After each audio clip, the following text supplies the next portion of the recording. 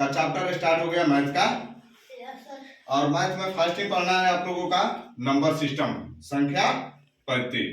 तो इसमें पहला होता है प्रकृत संख्याएं, इसको नेचुरल नंबर्स बोलते हैं इंग्लिश में। दूसरी है परिमेय संख्याएं, रेशनल नंबर्स। तीसरा है अपरिमेय संख्या, इरेशनल नंबर्स। चौथा है सम संख्याएं, इवन नंबर्स। पांचवा में है विषम संख्याएं, ऑड नंबर्स। छठा में है भाज्य संख्याएं, कंपोजिट नंबर्स। तो इस तरह से आप लोगों को यह अभी आप लोग इंग्लिश टू हिंदी सीखे या हिंदी टू इंग्लिश, नहीं, इंग्लिश हिंदी दोनों आप लोग का कंप्लीट होते चलेगा। इसके बाद अब आप लोग आपका प्रकृत संख्या हो गया, परिमेय संख्या हो गया, अपरिमेय संख्या हो गया, सम संख्या हो गया, विषम संख्या हो गया, भाज्य संख्या हो गया। अब इसका डिफिनेशन आप लोग जानेंगे।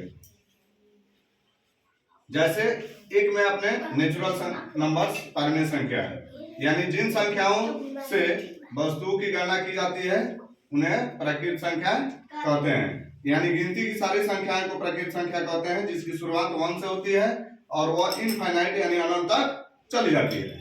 दूसरी होता है रेशनल नंबर्स, परिमेय संख्या, जिन संख्याओं को p बटा q के रूप में दर्शाया जा सके, जहां p और q कोई पूर्णांक संख्या हो जबकि q इक्वल टू नॉट 0 होना चाहिए, उन्हें परिमेय संख्या कहते हैं। जैसे अब बाटा के रूप में 5/4 हो गया, 6/1 हो गया, 7/2 हो गया, 4 हो गया, 5 हो गया, -1 हो गया इत्यादि। फिर इसके बाद आता है इरेशनल नंबर्स, अपरिमेय संख्या, जिन संख्याओं को p बटा q के रूप में नहीं दर्शाया जा सके।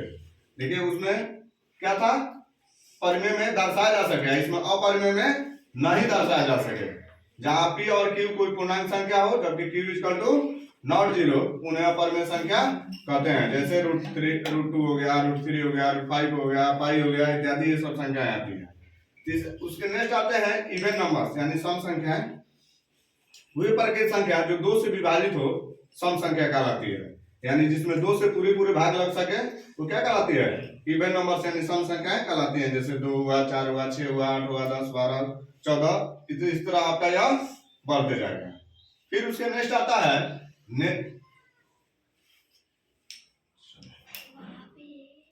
आगे से बढ़ाइए ना,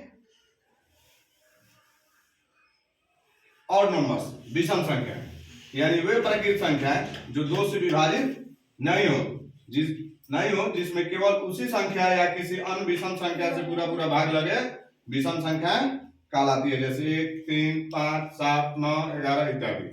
ठीक है।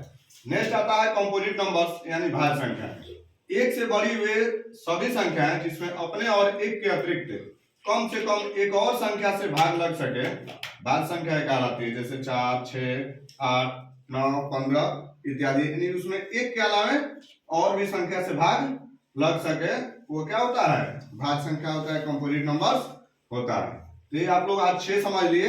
फिर नेक्स्ट के क्लास में आप लोगों को और जो बाकी है वो हम पढ़ाएंगे।